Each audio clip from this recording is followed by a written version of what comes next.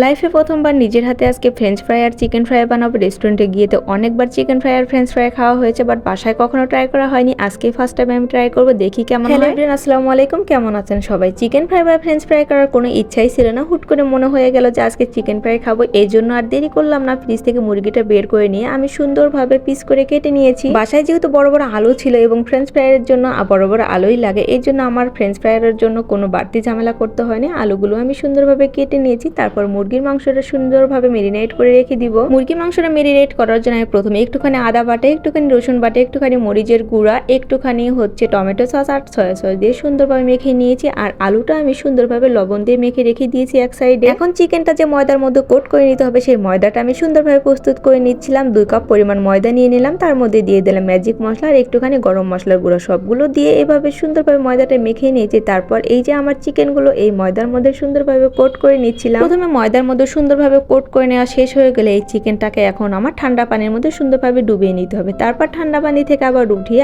আবার আমি ময়দার মধ্যে কোট করে নিচ্ছিলাম। এভাবে আমি 2 বার কোট করে নিলে আমার কিন্তু চিকেনের গায়ে সুন্দর একটা আস্তর পড়ে যাবে ময়দার। আর চিকেনটা যখন আমার ময়দার মধ্যে কোট করা হয়ে যাবে, তারপর সুন্দরভাবে আস্তে আস্তে আমি ঝাঁকি দিয়ে নিচ্ছিলাম চিকেনটাকে, যাতে তার গায়ে যে এক্সট্রা একটা ময়দা থাকে সেটা সুন্দরভাবে পড়ে যায়। এইভাবে আমি সবগুলো চিকেন সুন্দরভাবে কোট করে নিব ময়দার মধ্যে। এইভাবে সবগুলো চিকেন কোট করা শেষ হয়ে গেলে এখন সুন্দরভাবে এটা ফ্রাই করে নিতে হবে, তাহলে কিন্তু আমার চিকেন ফ্রাই রেডি হয়ে যাবে। এদিকে যে আমি আলুগুলো সুন্দরভাবে লবণ দিয়ে ভিজিয়ে রেখেছিলাম, এখন লবণের পানিটা ফেলে দিয়ে আলুটা সুন্দরভাবে ময়দার মধ্যে আমি কোট করে নিচ্ছিলাম। এইভাবে ময়দার মধ্যে সুন্দরভাবে আলুগুলো কোট করে নিলে আলুর উপরে সুন্দর একটা আস্তর পরে, এটা যখন ভাজি করবো তখন মজা লাগবে খেতে। এ কারণে আমি এইভাবে কোট করে নিয়েছিলাম। এখন চুলায় চলে আসলাম, ফ্রাই প্যানে আমি তেল গরম দিয়ে দিব। তেল যখন একদম পর্যাপ্ত পরিমাণ গরম হয়ে যাবে, তেল কিন্তু একদম হাই হিটে অনেক পরিমাণ গরম করে নিতে হবে, কারণ যদি তেল বেশি গরম না হয় তাহলে কিন্তু চিকেনগুলো তেলের মধ্যে দেওয়ার পরে কিন্তু তেলের তাপটা কমে যাবে, তখন চিকেনগুলো কিন্তু ক্রিস্পি হবে না। চিকেনটা এইভাবে সুন্দরভাবে ফ্রাই করে নিতে হবে। এক পাশটা হয়ে গেলে তারপর সাবধানে অন্য পাশটা উল্টিয়ে দিতে হবে। দেখেন আমার চিকেনগুলো কত সুন্দর কালার চলে আসছে।